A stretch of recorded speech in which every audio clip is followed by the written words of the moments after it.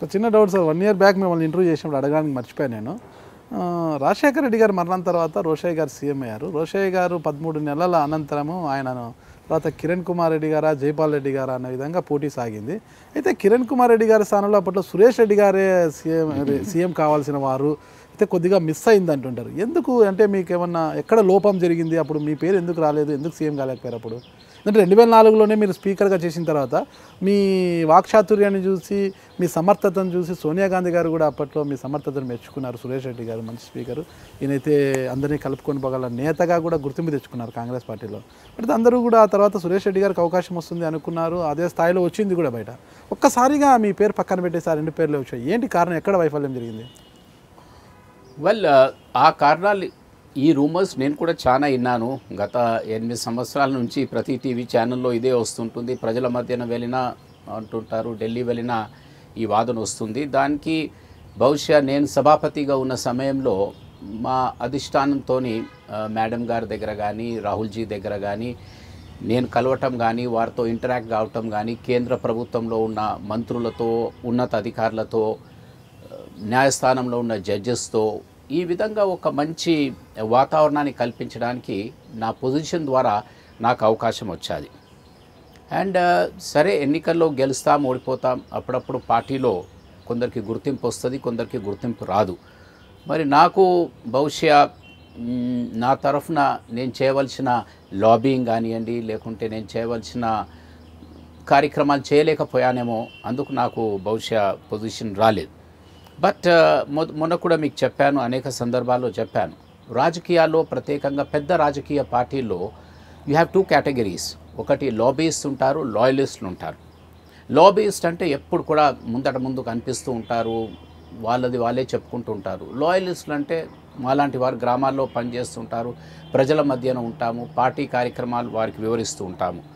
So ఇప్పటి రాజకీయ వాతావరణంలో లాబీస్దే కొంచెం పై చేయి ఉందనే భావన నాకు కలుగుతుంది. అఫ్కోర్స్ ప్రపంచమంతటా జరుగుతున్న వాతావరణము ఒక రాజకీయ పార్టీలనే ఇది ఉందనే మాట కాదు, బై అండ్ లార్జ్ ఈ ట్రెండ్ ఉంది. అయితే పార్టీ నాయకత్వం అనేది ఆ మెకానిజం పార్టీలో ఏ విధంగా పెట్టాలంటే మీరు లాబీస్ని లాయలిస్ట్ని ఇద్దరిని కూడా ఈక్వల్గా వారి పొజిషన్ బట్టి వారి సేవలు బట్టి వారి తెలివితేటలు బట్టి పొజిషనింగ్ చేస్తే బాగుంటుంది. కాబట్టి నేను లాయలిస్ట్ని కాబట్టి వెనక బెంచ్లో మిగిలిపోయాను, అలాగే ఉండిపోయాను. మీరు లాబింగ్ అంటే నాకు ఒకటి గుర్తుకు వస్తుంది.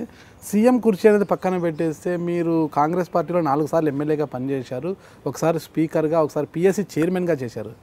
అలాంటి మీరు 4 పర్యాయాల్లో కూడా ఒక్కసారి కూడా మంత్రివర్గంలో ఎందుకు బర్త్ ఖరారు చేసుకోలేకపోయారు? అంటే లాబింగ్ చేయలేకపోయారా మీరు?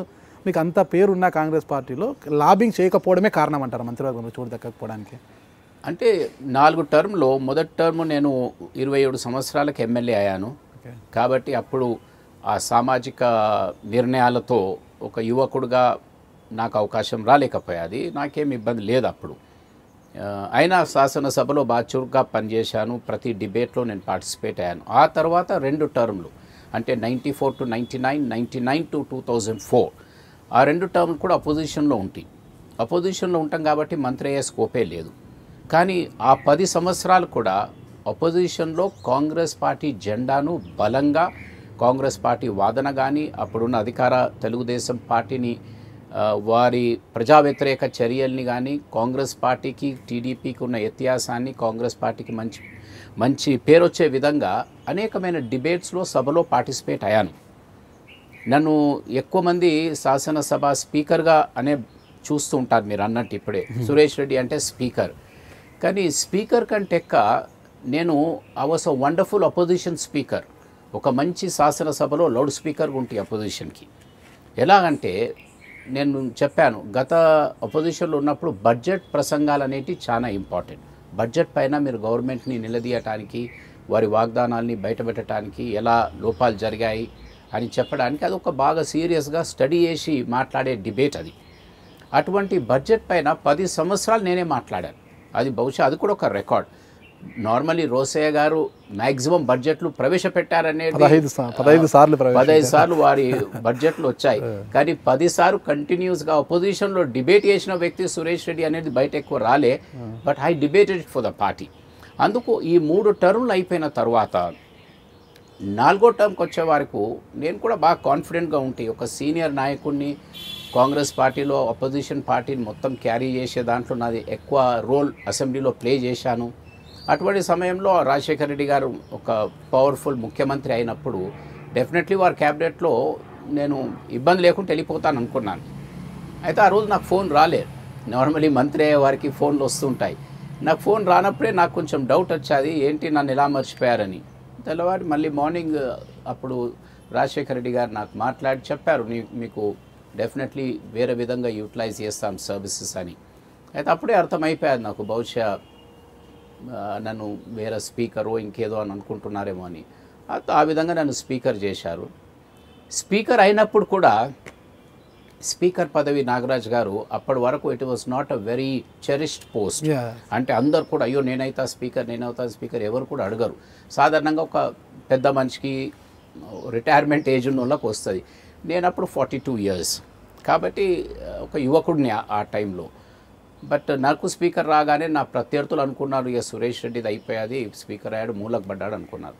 కానీ ఒక యంగ్స్టర్గా ఉండి 15 సంవత్సరాలు శాసనసభ వ్యవహారాలపై చాలా పట్టుతో పనిచేశాను కాబట్టి ఆ స్పీకర్ కుర్చీలో కూర్చున్నప్పుడు ఐ వాస్ వెరీ కంఫర్టబుల్. కాబట్టి మీరు అన్నట్టు ఆ సభకు విజిబిలిటీ తీసుకొచ్చాం. పెద్ద పెద్ద నాయకులు చంద్రబాబు నాయుడు గారు, ఇటు రాజశేఖర రెడ్డి గారు ముఖ్యమంత్రి, ప్రతిపక్షం వీళ్ళంతున్న శాసనసభలో ప్రజా సమస్యల్ని పరిష్కరించడానికి మార్గాలు ఉంటాయని ప్రజల విశ్వాసం పెంచే విధంగా శాసనసభను నడిపించానని ఈ రోజు వరకు కూడా నాకు ఒక సంపూర్ణమైన ఒక విశ్వాసం, నమ్మకం, ధైర్యం నాలో ఉండిపోయాది. సరే రాజకీయ పరంగా ఎలక్షన్స్ వస్తాయి, ఓడిపోతారు, గెలుస్తారు. But at times I felt hurt. నేను 20 సంవత్సరాలు కంటిన్యూస్గా పనిచేశాను. ఆ తర్వాత నేను ఇబ్బందిలో పడ్డప్పుడు పార్టీ నన్ను కొంచెం చేయబట్టి కొంచెం లేస్తుంది అనుకున్నాను. కానీ ఆ సహాయం మళ్ళీ నాకే వదిలేశారు.